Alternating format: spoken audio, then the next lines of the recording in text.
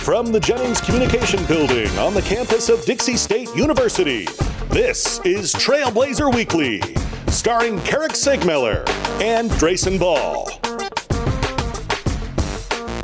Welcome inside the Jennings Communication Building on the campus of Dixie State University. It is Studio A, and it is Trailblazer Weekly. It's Wednesday, and it is that time again, and we are ready to get off and running on this week's edition of Trailblazer Weekly. I'm Carrick Segmiller. He is Drayson Ball. Drayson, I'm sure you've been out picking your favorite garbage cans out, plastic, metal, to head out to the Houston Astros spring training. Yeah, obviously it's going to be a thing this year. I think a lot of people are going to bring some trash cans to a lot of Houston Astros games, especially on the road. I've got mine picked out, and even though I'm not going to any Astros games, I'm going to be going to the Braves games opening day, in fact, in a couple of weeks' time, and so I'm going to bring my little trash can. I'm sitting out in the bleachers, so maybe I can get my binoculars, see the signs, bang on those trash cans. Maybe if you really wanted to create a fuss, you could go to you're a Braves fan, you go to a Dodgers game down in LA and just start banging on a trash can, and then they'd start getting maybe PTSD and just all sorts of anxiety. That's an idea.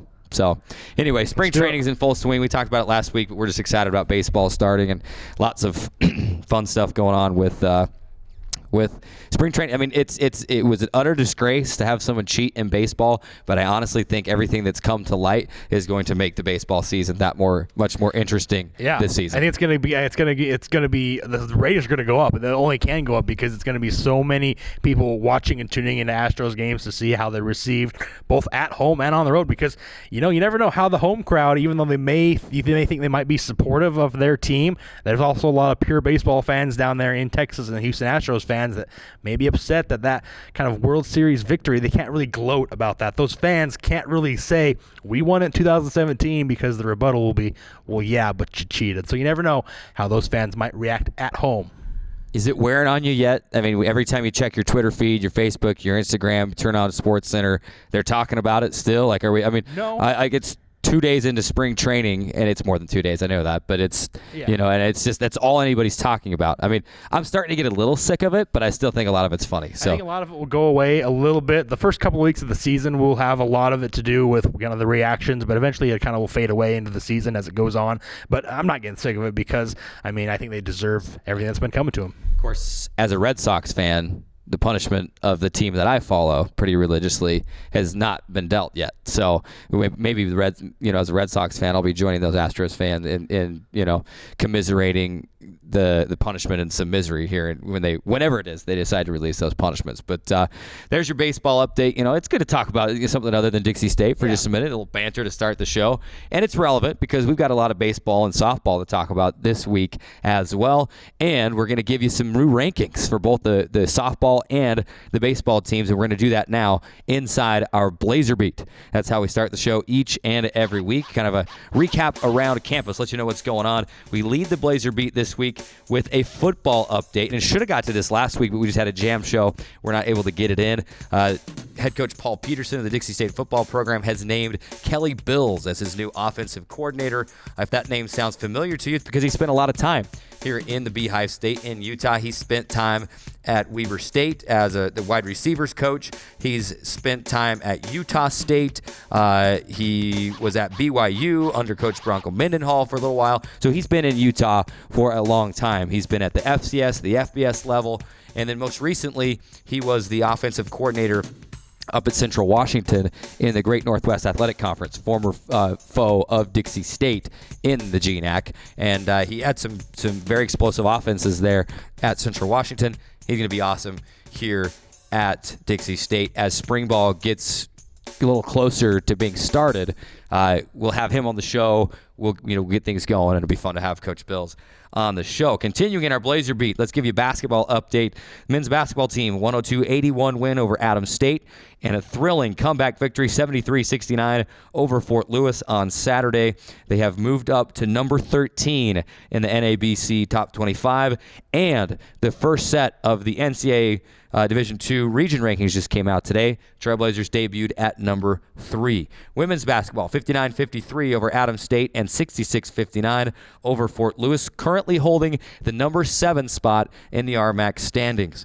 Softball 6-1 last week, including 4-1 in the Cactus Classic in Tucson. The first set of new current NFCA top 25 poll came out today. Trailblazers are ranked number 13 in that poll. So that's jumping from not being ranked, receiving votes in the preseason poll, to number 13 after starting 12-2. Baseball team split a 4-game set against Azusa Pacific, winning the first 2 before falling in the final 2 to earn the 2-2 split. The top 25 for baseball just came out as well, and Dixie State with a 9-2 start has moved up to number 16 in that poll. So a lot of our spring and winter teams doing very well in the top 25, and the men's basketball team debuting at number 3 in the region rankings, right where we thought they would be, behind West Texas A&M and behind St. Edwards. So good spot to be. It's really fun to see our basketball, our softball team, and now our baseball team ranked in the top 25 as we're kind of ending this final season in Division II. Speaking of basketball, time for our Campus Store Player of the Week.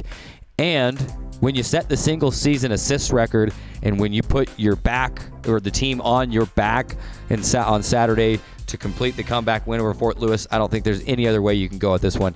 Jack Pagankoff. He averaged 19 points and over 6 assists and 6 rebounds for the week as well, but he had a career high 27 on Saturday, put the team on his back and said, we're not losing on senior night. Yeah, he nearly messed around against Adams State and got another triple-double. He already got one earlier in the season, first weekend, I believe. He got that triple-double. He almost got another one, was 1 assist shy against Adams State with 11 points, 9 assists, and 10 rebounds in that game. And then against Fort Lewis, I mean, what more can you say about the guy? 27 points, a career high for Jack Pagankoff, along with setting the career or the single season assist record this season for Dixie State. He had 4 assists and 2 rebounds in that win against Fort Lewis as well. Not only that, he kind of really took over that game late. He had a critical steal at one point. Another play, he had a kind of a breakaway dunk that really kind of swung the momentum and changed the narrative of that game, especially late in the last 3, 4, 5 minutes of that game against Fort Lewis. Yeah, incredible performance by Jack Pagankoff last weekend.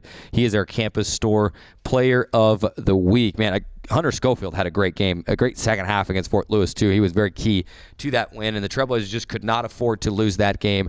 They go big time, and they win that game. It was still tied with Black Hill State atop the RMAC standings, but they do hold the top spot right now by virtue of the head-to-head tiebreaker over the Yellow Jackets. How about our question of the day today as we stay on the basketball court and we continue to talk about Jack Pagankoff? Because how good has Jack Pagankoff been this year? And that's rhetorical because he's been amazing. I mean, I don't know if there's a strong enough word to describe how good he has been for this team this year. So that got us thinking for our question of the day.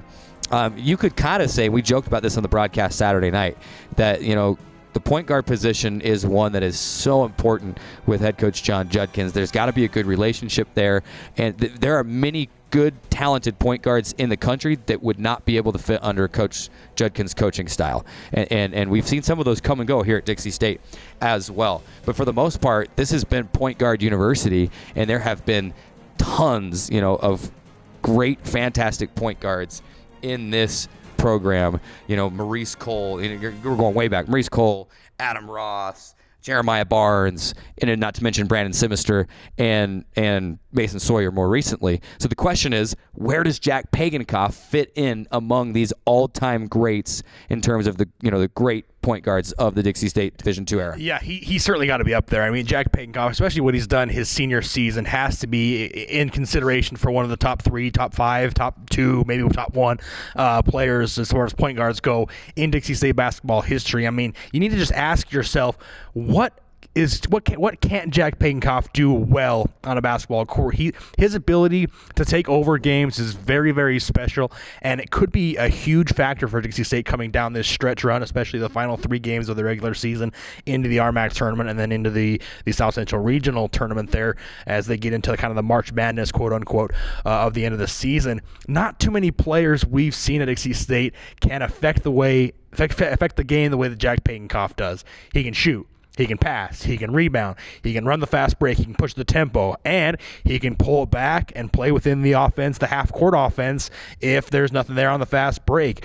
He's good defensively. He's a great leader for this team throughout the 2 years that he's been running the point.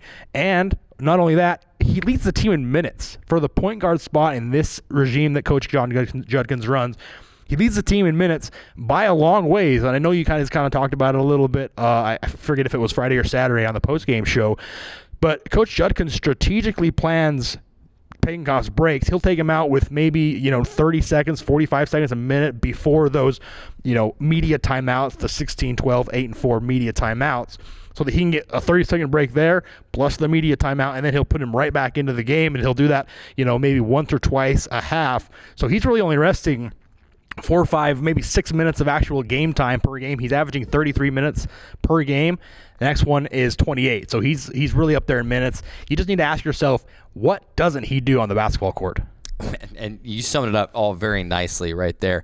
And we're going to have our by the numbers here in just a minute. Not quite, but we're going to have a by the numbers, and we're going to look at a comparison between, we're going to look at the numbers, because you and I have argued about the greatest basketball player of all time debate. Is it Michael Jordan? Right. Is it LeBron James? And what is it that you always say?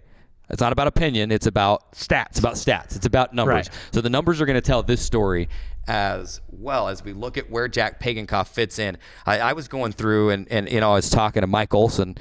He's associate athletic director right now inside the athletic department. He calls the men's games with me, but he used to coach with John Judkins, so he knows a lot of the all-time great point guards. And together we kind of made a list of the top pure point guards. You have guys like Maurice Cole from the early 2010s. You've got Mason Sawyer. You've got Brandon Simister. You got Jeremiah Barnes, who was coaching here again up until this season.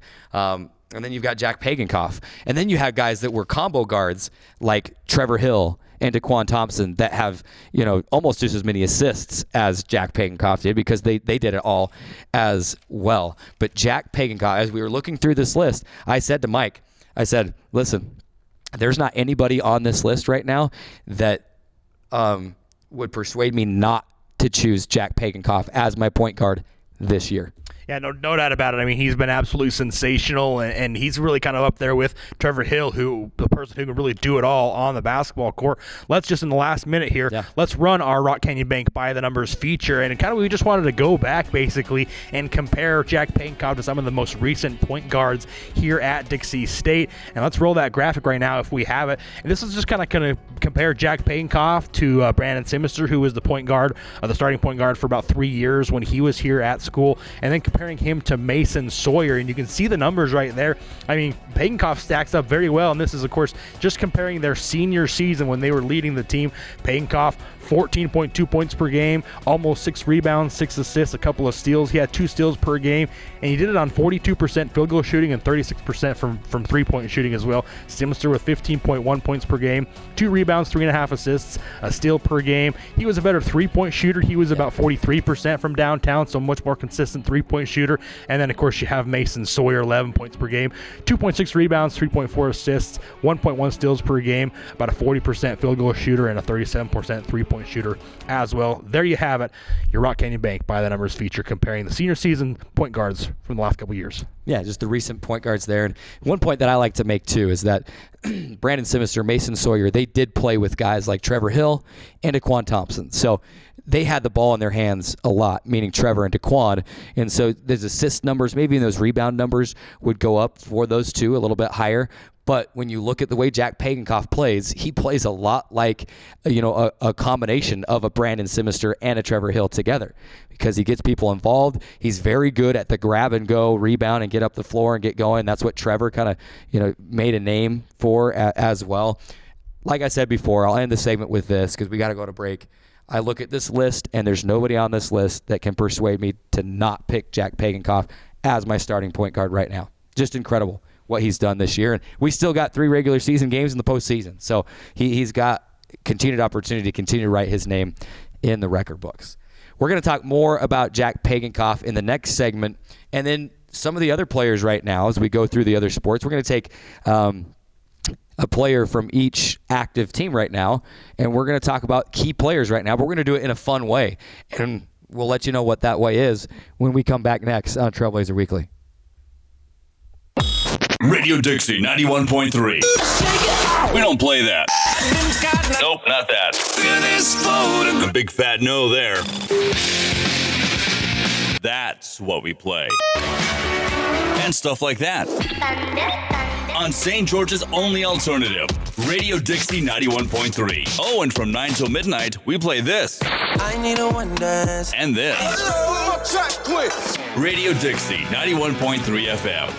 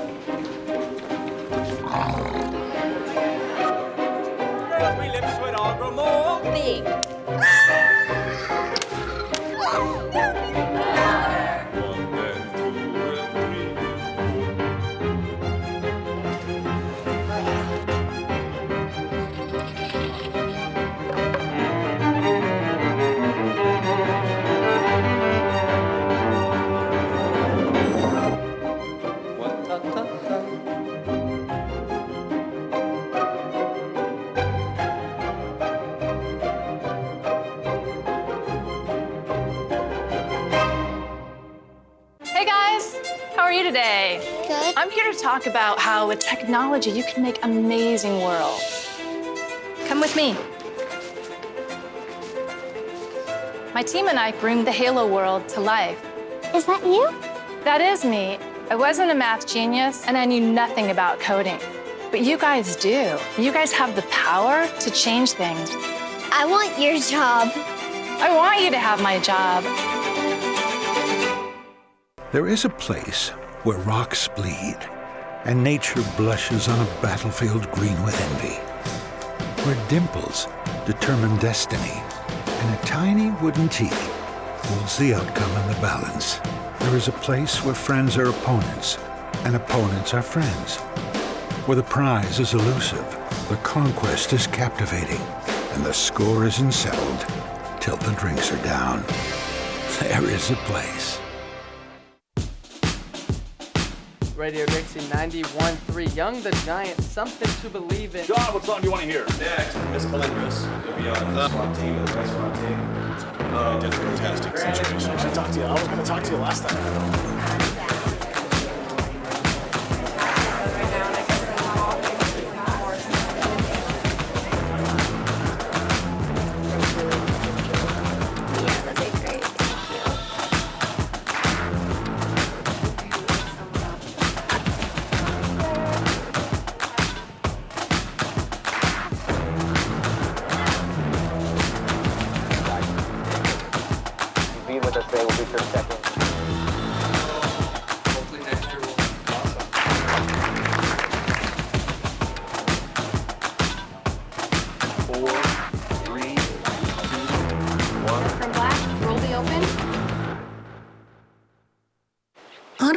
Forest Ranger Betty White here, lending a hand to my dear friend Smokey Bear. Because for 75 years, he's only said, only you can prevent wildfires.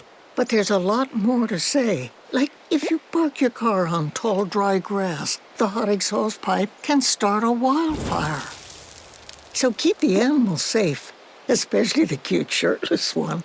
Go to SmokeyBear.com to learn more about wildfire prevention. Today's show is brought to you by the Dixie State Campus Store, the official source for DSU Trailblazer clothing, providing students with textbooks, as well as educational, office, and art supplies. Located on the second floor of the Gardner Center, the Dixie State Campus Store, proud sponsor of Trailblazer Weekly.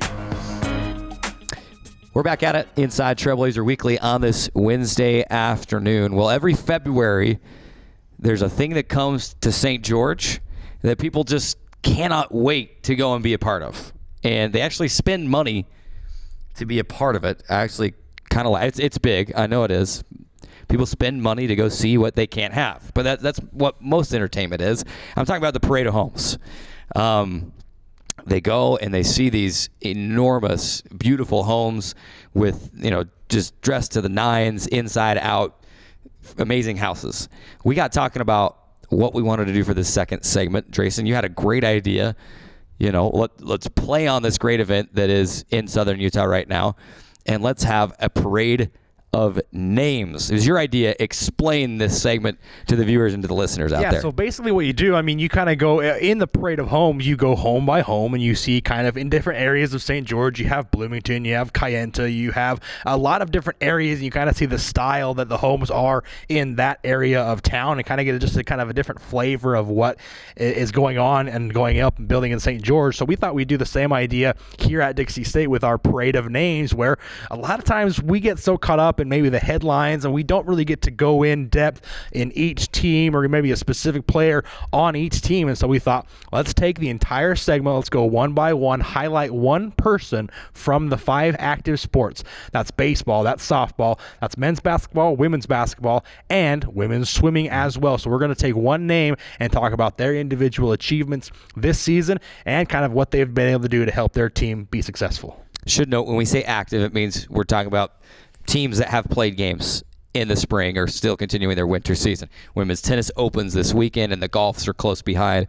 So when we do this again in a few weeks, there'll be more to talk about. So I'll start, and it's that whole parade of homes thing. We're starting in the neighborhood of Dixie State University, the Dixie State University campus neighborhood. It's a great neighborhood. So let's start with softball and Carissa Burgess. She'll be our first one. The softball team off to a 12-2 record, have played well at home, have played well on the road. They had some neutral site games in Tucson, Arizona. But when we look at Carissa Burgess, and we've got some graphics for the TV side that go along with these, when you look at Carissa Burgess, 6-0 start this year. She won 23 games last year. She led the RMAC in wins. This year she's off to this, just picking up where she left off. 6-0 record, 1.05 ERA, 31 strikeouts. She's already the RMAC leader in wins and earned run average right now. And she earned RMAC Pitcher of the Week honors last week, and I thought she should have repeated this week. She had better numbers in almost every category than the pitcher. We won't name the team who the pitcher was from, but she should have repeated RMAC Pitcher of the Week honors again this week. She has been tremendous. She's played her way into that number one starting spot in the rotation, and she doesn't strike out a ton of people. She's taking more strikeouts this year than she did last year. She's not necessarily a strike you out pitcher, but she will wear you down and make you foul out or ground out or fly out. And she's doing an incredible job so far this season. And I cannot wait, just only a sophomore, cannot wait to see what else she does throughout the year. It's been so nice to have an additional pitcher. We knew about Cambry Hazel, and she's been good this season, and she'll continue to be dominant like she has been in her first 2 seasons here at Dixie State. It's been so nice and refreshing to be able to have a second high-quality, reliable arm that you can go to in the circle to be able to take a little bit of that pressure off Cambry Hazel. I'm excited to see what she does the rest of the season. Off to a tremendous start. Let's keep rolling. We're going to keep this little show going around Dixie State. Let's stop at Bruce Hurst Field next. Let's move from Carl Brooks Field over to Bruce Hurst Field, and let's take a look at Jake Engel, who right now is on a tear for this Dixie State baseball team. He is the owner of a .442 batting average with 4 home runs and 15 RBIs this season. In fact, he went 6 for 14 against Azusa Pacific, a team that their record maybe doesn't explain really how good they are. They have the reigning All-American third baseman, Osvaldo Tovalin, from last season. They have a very, very good team, and their record below 500 right now, but very much better than that record would indicate. But Jake Engel, 6 of 14 in that 4-game split, the 2 wins and 2 losses, 3 home runs, 6 RBIs, and 2 walks in those 4 games. In fact, hit the game-winning 2-run walk-off home run in Game 2 against Azusa Pacific to win that game 4-3. It was in the 9th inning. He hit a shot over the right center field wall, and it was a no-doubter from the minute he hit it. It was very exciting and a thrilling win over Azusa Pacific. And like I mentioned, Dixie State split that series with Azusa Pacific. His season stats right now, .442. I mentioned earlier, 4 home runs, 15 RBIs. He also has 5 walks to his credit as well. Here's one of the interesting things about Jake Engel.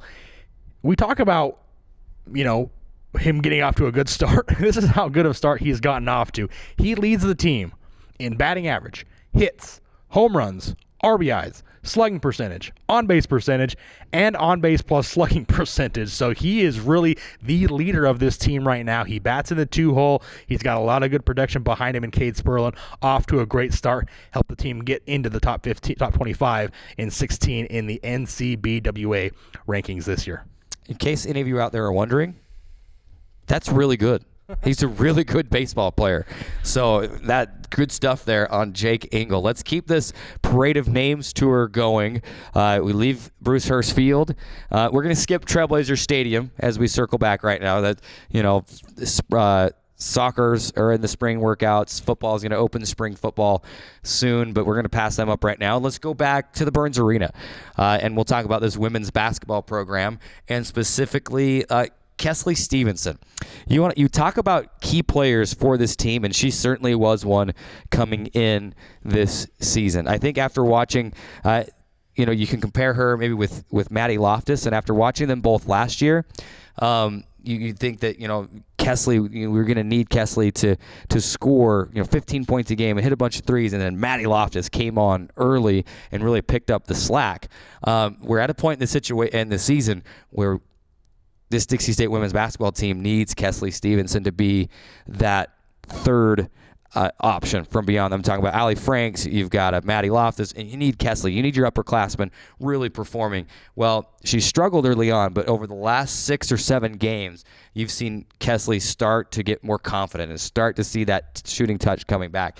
She scored 19 points in a 66-59 win over Fort Lewis on Saturday, and she scored 11 of Dixie State's first 13 points in that game, a win that the Trailblazers absolutely had to have. She's also scored in double figures in 4 out of the last 6 games, and she's converted at least 3-pointers in 3 of the last 5 games. She is tremendous from the outside, a dead-eye shooter from beyond the arc, and has really developed into a good mid-range game as well. She can take you to the basket, but she is a lockdown defender as well. So while she hasn't been scoring a ton of points this year, she's been a key player because she's pretty much every game been guarding that team's best scorer.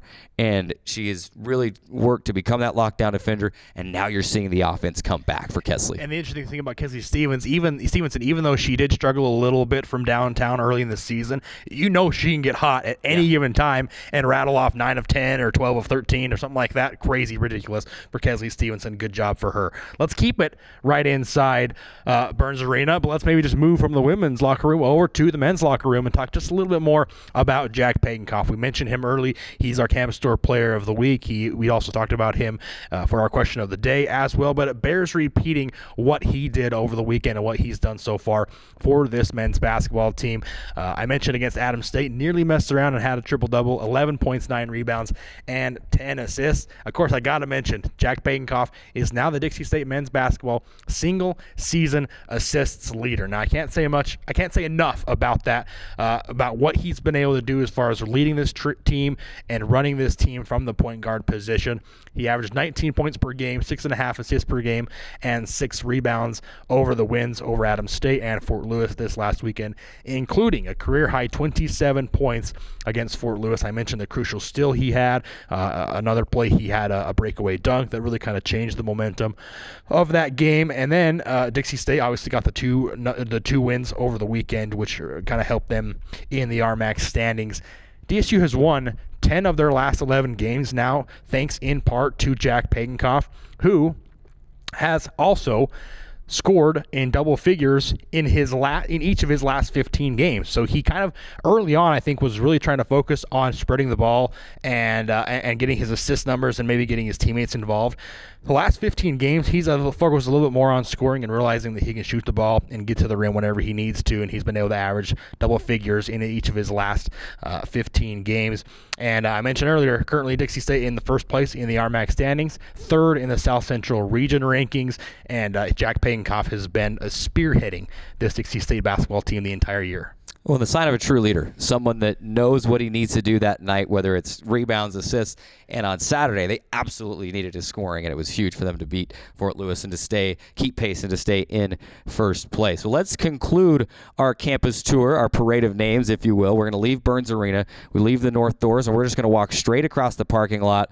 We're going to walk past the Holland building, and we're going up to the Human Performance Center. What a majestic building that is. Let's talk some women's swimming. The Trailblazers just finished third in the RMAC Championships on Saturday. They were there for like 4 days in Grand Junction. A great showing for the Trailblazers. In fact, their coach, head coach Tamara McAllister, who will join us next on the show, was named RMAC Women's Coach of the Year in women's swimming and diving. So congratulations to her. But one of her key members of that team, and there's a lot of them that have been contributing. So you almost hate, especially in a sport where so many are competing, to just single one out. But Hannah Hansen has been a name who has been a household name for this women's swimming program over the last few years. She's a senior and has helped really build this women's swimming program into what it is today.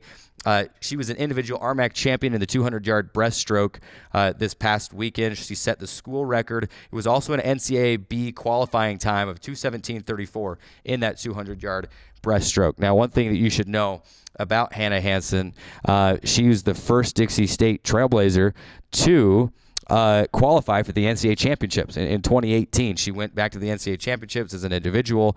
We'll talk to Coach McAllister and see where everybody is in terms of going back to the championships this year. But she's been a trendsetter for this women's swimming program over the first few years of its history. It's a very young program still, and we're seeing strides each and every year leading up to this jump to Division I and to the WAC next year. But Hannah Hansen has been part of that foundation and part of this program for these last few years, and she is an individual RMAC champion this year and helped the Trailblazers to that third place finish. And the fun thing about the women's swimming team is you forget this is just a program that's in its infancy. Yeah. I mean, it's what, 3 years old at this point. They're already nationally ranked. They're already in those top 25 national rankings as a swim team that's barely 3 years old, and this is just finishing up its third season. So tremendous job for the women's swimming team. Hannah Hansen was phenomenal, and I'm really excited to see where they go in the future. That was a fun campus tour. Yeah. A fun parade of names. I mean, if we really wanted to take it a step further, which we're about out of time, so we don't really have time, we would cross University Ave, and we'd cross Innovation Plaza, and we'd go over to the tennis courts because the Trailblazer tennis teams open this weekend with the Trailblazer Invitational. They've got men's teams here. They've got women's teams. The Trailblazers will play 3 matches, including a match against rival Colorado Mesa on Friday. So coming out and see some great tennis this weekend as well. There is some weather in the forecast, so we'll keep you up to date of that. That's going to affect our tennis, our softball, our baseball on Saturday. So we'll keep you up to date on that. Stay tuned to at Dixie Athletics on Twitter and at DixieStateAthletics.com for those updates. But that was fun. Great segment idea. And like Drayson said at the start of the segment, we just wanted to be able to highlight some of the key players right now, because sometimes we get caught up in talking about just team achievements and things that are going on, which are important. Obviously, you want to win championships. You want to qualify for the postseason. But there are players inside those programs doing great things to help those championships and those qualifications happen. And this parade of names, or this campus tour, if you will, was really all about these great players in these teams right now. No doubt about it. We couldn't have great teams if we didn't have great individual players in every single sport that we have. And we could do this for absolutely every single sport on campus and still probably wouldn't have enough time to talk about all the good ones that we have here on campus. And we wouldn't have great teams without great coaches. Speaking of that, women's swimming head coach Tamara McAllister will join us next. She was just named the RMAC Women's Swimming and Diving Coach of the Year. We'll talk to her about that, as well as their time at the RMAC Championships and this season, and look ahead at their time in the Western Athletic Conference coming up next on Trailblazer Weekly. When I was growing up, my mom was extremely tidy. We were trained to put things back where we got them from. One day, when I walked into my mom's house, I felt like I walked to someone else's house. There was stuff everywhere, and just growing up the way I grew up and to see this transition was very alarming. When Sean talked to me, it was a wake-up call, and that's when I went to the doctor.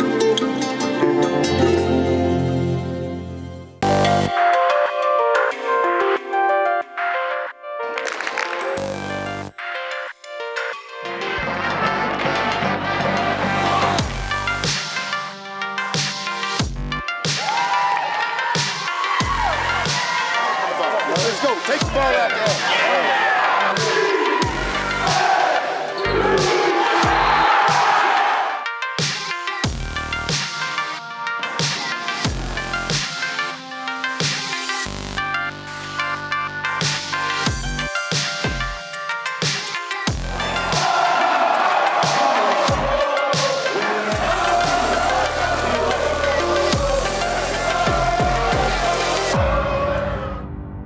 There is a place where young and old make connections, where kids feel like grown-ups, and grown-ups feel like kids.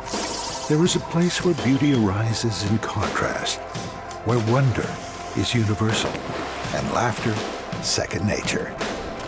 There is a place where friends find a future, families find each other, and feelings find their home.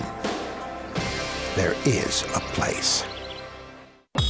Radio Dixie 91.3. We don't play that. Nope, not that. A big fat no there. That's what we play. And stuff like that. On St. George's only alternative, Radio Dixie 91.3. Oh, and from 9 till midnight, we play this. I need a one dance. And this. Radio Dixie 91.3 FM. Tell me not in mournful numbers, life is but an empty dream. For the soul is dead that slumbers, and things are not as they seem. Art is long and time is fleeting, and our hearts, though stout and brave, still like muffled drums are beating, funeral marches to the grave. In the world's broad field of battle, in the bivouac of life, be not like dumb-driven cattle, be a hero in the strife. Lives of great men all remind us that our lives can be sublime, and departing, leave behind us footprints on the sands of time. Footprints that perhaps another, sailing over life's solemn moon, a forlorn and shipwrecked brother, seeing, shall take heart again. Let us then be up and doing, with a heart for any fate. Still achieving, still pursuing, learn to labor and to wait.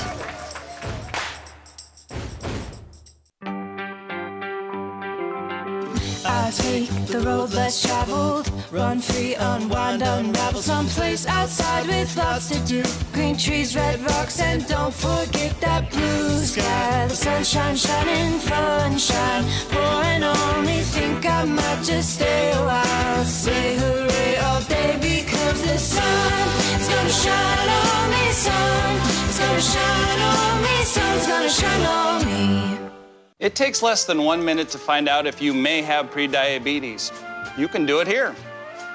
But I get it, you're busy, and busy people can't have prediabetes. I read that wrong. They can, okay. Welcome back inside Trailblazer Weekly as we march on this Wednesday afternoon. We are joined by women's swimming head coach, Tamara McAllister. And Tamara, thanks so much for stopping by. You literally ran we were talking about our little campus tour that we were doing in our previous segment, and you literally sprinted over here from the Human Performance Center to join us on the show right after practice. So thanks so much for squeezing us in and making us part of your day. No problem. Anytime. We got a lot to talk about here. We haven't been able to have you on the show so far this season, and as the season starts to wind down, we'll just start with everything that just took place this last weekend. As we joked about during the break, Grand Junction kind of became a second home for your program this last year. I mean, 3 trips to Grand Junction and culminating with the RMAC championships, and you finished third and did some great things and had some individual conference champions at this RMAC championship. So just kind of summarize the week for us and let us know your thoughts on this last week in Grand Junction. Okay. Yeah, so we started out competing in Grand Junction in November, kind of as a preparation for RMAC championships, knowing that we would have to go up to altitude is a very difficult thing for swimmers specifically. They actually have what they call an altitude adjustment for swimming times. When you go up to altitude and swim, they kind of take some of that time off. So we knew we wanted to compete up there a few times this year just so that the swimmers would be ready. There was a lot of altering of race strategies and things earlier in the year. So We went to RMAC this week, and it's a 4-day meet, which they compete in preliminaries in the morning and then finals in the evening. And so by the end of day 4, they're pretty wiped out. And it's a tough, even most D1 programs and conferences only do 3 days. And so spreading it out over 4 days kind of stretches it out, but it makes it a little bit more difficult as well, and at altitude. So there were a lot of struggles this week too, but I was super happy with the overall reaction of our girls through difficult things. And all the teams were in the same situation, and they had to fight for a lot harder than they normally did. And we had a lot of really great swims, especially our sprint distances that weren't as affected by the altitude were fantastic. Chatting with women's swimming and diving women's swimming coach here, no diving at Dixie State yet. Head coach Tamara McAllister joining us on Trailblazer Weekly, and the all RMAC teams were just announced this afternoon, and plenty of Dixie State swimmers on the first team and the second team, and in the medley relays, and then a part of that, you were named the women's swimming and diving head coach of the year as well. So congratulations first. Second of all, what does that mean to you, and in terms of individually, and then helping build this program up from its infancy? Yeah, I look up to a lot of the coaches in the RMAC. They're veterans of 20 to 40 years of coaching experience, and I definitely did not expect that vote because typically it seems like the coach of the year goes to the team that wins the conference championships, but from what I can guess is they see like the direction that we're heading with our team and the improvements that we've made, and the fact that we've have so many girls within striking distance of making nationals. I think that's probably where it came from. So. Yeah, and one of the things, Coach, that I mentioned just before we went to the break in our last segment, that we forget that you guys are already off to such a successful start, but you're barely 3 years into the program, and you go to the RMAC championships against Colorado Mesa, who's ranked 11th in the country. Colorado School of Mines is ranked 21st in the country. You're barely into this program. You're already ranked 19th in the country in your third year, going up against teams that are also preseason ranked, or also, I guess, not preseason ranked, but also ranked as of right now. What is it like to be in a conference with two other great schools that are in the top 25 and then have to go to the RMAC championships and finish in third place against those same teams? One of the best ways to get better is great competition. And I think coming into the conference last year, my first year coaching here at Dixie, I saw the great competitors that we had to go up against, and I had that drive and desire to want to be up there with them. We didn't want to sit back and watch. Both those teams do have diving as well, so they get automatic points. So I knew that we had to outswim if we wanted to be up there in the top 3. So. Understand now that obviously you've got your kind of qualifying times in the RMAC championships that will hopefully be eligible to qualify for the NCAA championships. Maybe give us some of the names that you expect to be able to qualify and go on to the next level and swim further on in the season.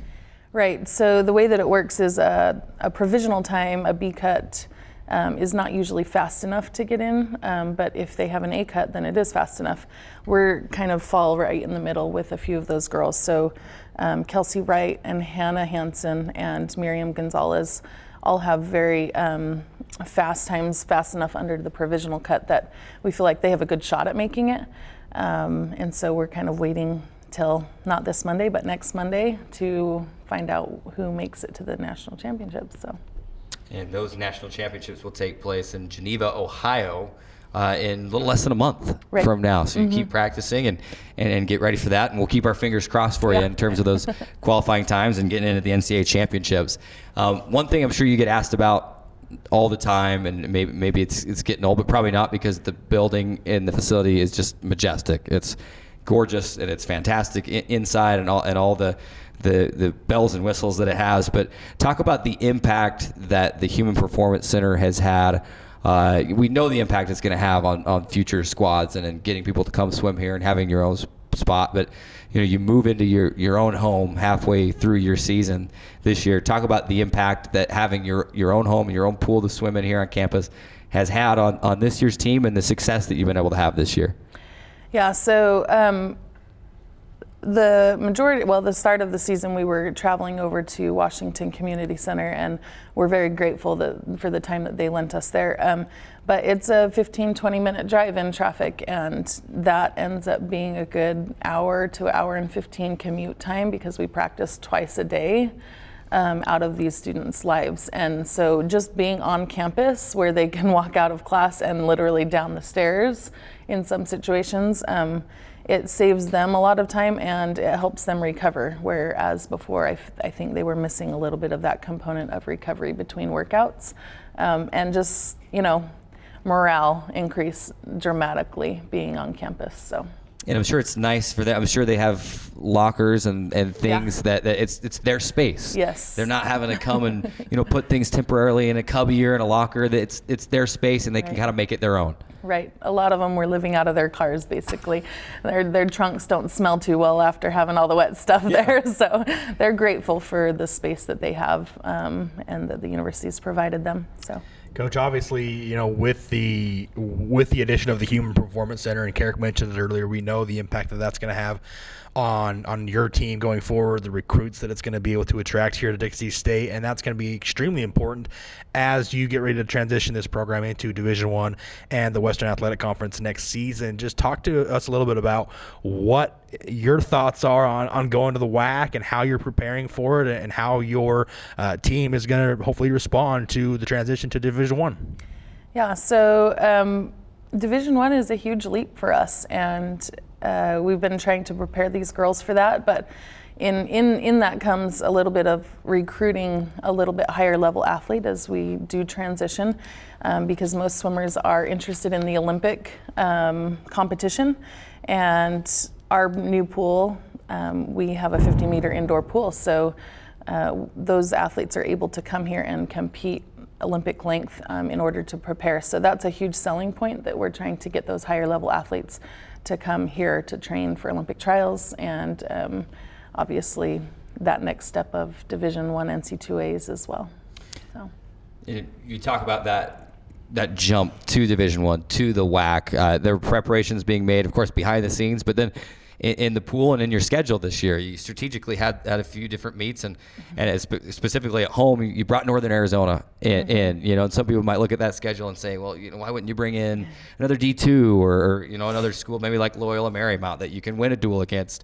Not that you couldn't win against Northern Arizona, but they're top notch in terms of Division I and in that level, and really you competed with them and you stayed with them in that meet. How strategic was bringing them in just to kind of see where we're at right now and how much better we need to get before next year? Yeah, I knew that making that jump to Division I is partially a mental thing for these girls.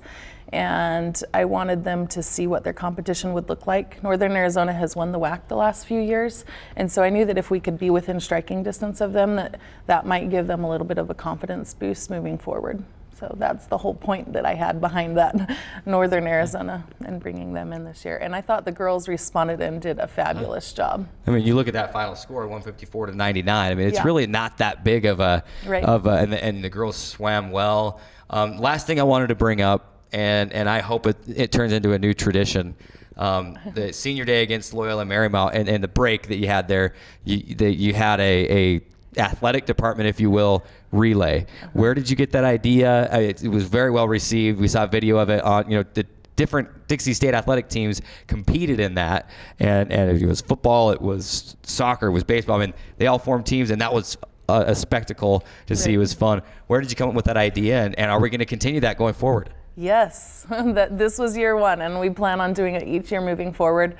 That was something that I had seen done at a few different universities, and I really like the camaraderie that it brings through the athletic department. I think it's good for, swimming. We're not a sport that most athletes are going to go and watch in their spare time, and that's okay. It's just a little less, it's not like football where it's a big spectacle and it's fun. So it's fun for us to bring the other athletes and to see what we do.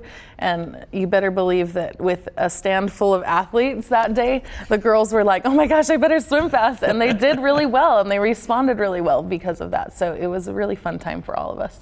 I'm sorry, I did not compete in the athletic administration You were team. invited I next was, year. and I would sink like I had weights tied to my feet if I jumped in the pool. So we don't want to see that. But Coach, thanks so much for stopping by and for joining us on the show. And we'll keep our fingers crossed for those girls that are on the bubble and close to making the championships. And we'll stay tuned, and we'll let all of you know out listening and watching. If as soon as we know if we have some qualifiers, we'll let you know. And best of luck going forward with practice, and we hope they get in. So Appreciate it.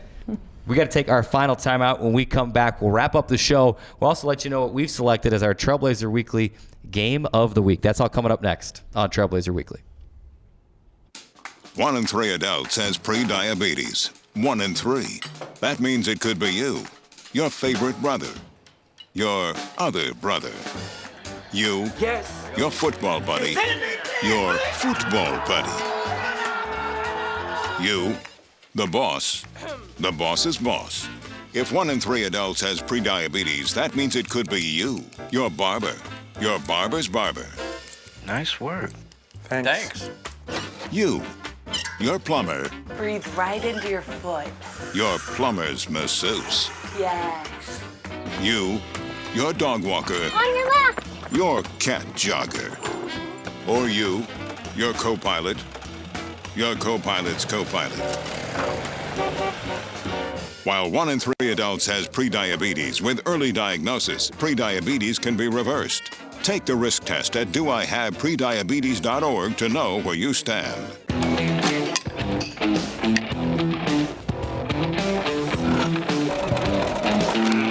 I have a backpack. 请所有的同学回到座位哈。3。Get our print curve here. And there's the bottom. Does this one have more water?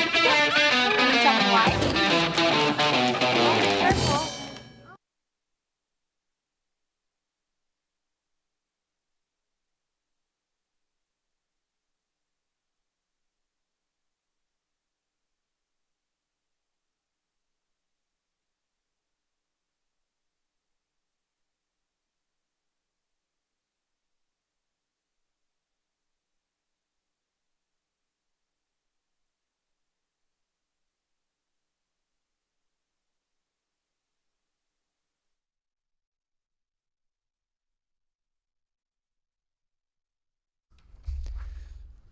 Welcome back inside Trailblazer Weekly on this Wednesday afternoon, and it's time to put a bow on the show. What a fun show it's been today as we took our tour of campus, our parade of names, and went through and talked about the key players from each of our active teams right now, and we have got, if you're a Dixie State fan, then just strap on your seatbelt and enjoy this ride, because you've got right now every team competing.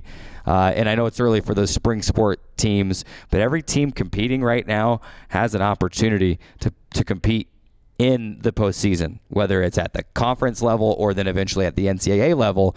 Every team competing right now is in a position to compete in the postseason, and you can't say that every year. So that's a pretty phenomenal year that's taking place. We talked about some of the key players that were making that happen, enabling that to happen. We named Jack Pagenkoff as our Campus Store Player of the Week, and we also talked about where he fits in terms of the all-time great point guards here at Dixie State. Yeah, it was fun to talk about Jack Pagenkoff and kind of the way that he's been able to kind of carve out a sort of a legacy here in his time at Dixie State. He's played very, very well all season long. It's been really fun to watch him grow. I mean, as a junior, he was good and he played very well for the team, but it's just nice to see him kind of evolve into his senior season and kind of see that he's reached the potential of the player that we knew he could become when he came in here as a junior. And obviously, it's been fun to watch him at times take over games like he did this last weekend against Fort Lewis. He did it also a couple weekends ago here at home, and we got to see that as well. Had a couple of critical threes a couple weeks ago as well, and just been really nice and fun to see the way that he's been able to lead this team. And without him, it's hard to say where Dixie State would be this season. I mean, they're ranked right now in the top 15 at number 13 in the country. They're third in the South Central Region rankings. Where would this team be without Jack Pagenkoff? Would they be ranked? Would they be in first place in the RMAC? It's hard to say just how much of an impact Jack Bagenkoff has had on this men's basketball team. It's been really fun to watch him all season long, and definitely, even though his time was short here in 2 seasons, definitely has carved out a spot among the all-time great point guards at Dixie State. I thought you were going to go with the cliche, carved out a spot on the Mount Rushmore of Dixie State point guards. Man, I missed opportunity. I didn't want to make you feel bad. I didn't want to bring up Mount Rushmore again because we know the history that you've had. So I'm trying to forget. I know it's been right? I know it's been a sore spot for you. I didn't really want to bring up the Mount Rushmore thing. So, but you said it, so not me. No, but this men's basketball team has been one of the major storylines of this 2019-20 season for Trailblazer athletics, because when they came into the year, it was a major question mark. There were some key players that were not coming back, that still had eligibility, that could have come back and opted not to for various personal reasons, which we respect greatly. But it was a huge question mark. And this team, to be where they are right now, is just it's mind-blowing. And it shows you and reminds you how good of a coach John Judkins is. And he's got an incredible staff with him as well. And you mentioned Jack Bagenkoff, what the growth that we've seen from junior year to senior year. And, he's come in and he's grown a ton and learned, Coach Judkins' system isn't one that's easy to play under, especially as a point guard. He wants it run his way, and he does give a little room for hey, be yourself, go out there, and he wants that, but he also under his system. And Jack has flourished under that system this year. And Coach Judkins even told us in the postgame on Saturday that, it's a two-way street. Jack has earned Coach Judkins' trust and confidence this year to be able to make the right decisions, and you can see it in the way that head coach and point guard communicate, and the way that they draw out plays. And it's just been fun to watch, and I cannot wait for the last 3 regular season games and then the postseason. Yeah, and the coach point guard relationship is the closest thing that we have to a coach quarterback relationship in football, and they have really flourished in that. In fact, I'm glad you mentioned Coach Judkins, because my parents were in town over the weekend visiting the Parade of Homes, and they asked, that we were watching the game on Saturday, they said, can Coach Judkins coach at the Division I level? And I said, without even a hesitation, absolutely. You look what he did at Snow College back when he coached there at a junior college. They were a very good competitive team in junior college ranks. He's come down to Dixie State and has done nothing but hang up banners in the Burns Arena in his time here at Dixie State in the Division II level. So he's going to go down to Division I where he belongs. A very, very good coach who can get the best out of his players. And I love what you said. At the first of the year, you and I, maybe even a little bit off camera, were worried a little bit about this team. We didn't know what it was going to be. They lost their leading scorer, who did not come back to play this season. We did not know that this team might be any good at all, and so it was very fun to watch for us the entire season to see that they can play very, very well, and it has a lot to do with Jack Bagenkoff and John Judkins and the rest of the team that has really bought into his system. Absolutely. I mean, when you think about the John Judkins story, and we're running out of time here, we got to give you our game of the week. When you think about the John Judkins story, I mean, he helped Dixie State transition from junior college to Division II, and now he's behind an effort to transition from Division II to Division I. I mean, talk about a journey. I hope he's been journaling everything, because I will buy the book later on in life. Coaching by John Judkins, whatever he'll title it. But let's look at our Trailblazer Weekly Game of the Week, and I think you could almost call it Games of the Week.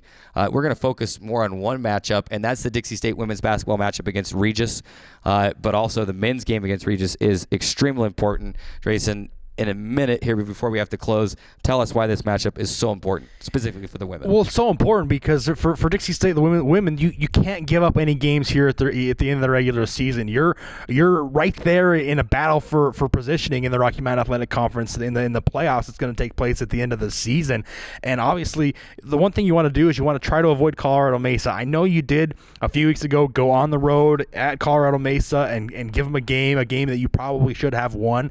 Looking back on that. But you can't expect to go back and do that again, especially against a team who you nearly beat, who's going to be now aware that you can come in and beat them. And so you want to try to avoid them, and you cannot give up any games back, especially against a team in Regis who you lost to earlier on in the season at home. You have to be able to go on the road, learn from your mistakes, and beat a team as you're fighting for positioning. We know the teams ahead of them, Black Hills State, South Dakota Mines, they've got to play each other. You know one of those teams is going to lose, obviously, in that game. both of those teams have to play the number two seed Colorado School of Mines as well. So one of those teams may very well lose 2 games, one against the other opponent and then one against Colorado School of Mines. So there's definitely a room for you to move up potentially as high as 5, maybe even to 6, because Dixie State right now is in 7th place. You'd have to go on the road with Colorado School of Mines, who you did beat at home. But if you can get up to if you can get up to 5 or 4, especially 5, because then you're playing Westminster. If you go on the road last game of the season to beat Westminster and then play them in the tournament, going to give you a good opportunity and a good advantage to maybe pull off an upset.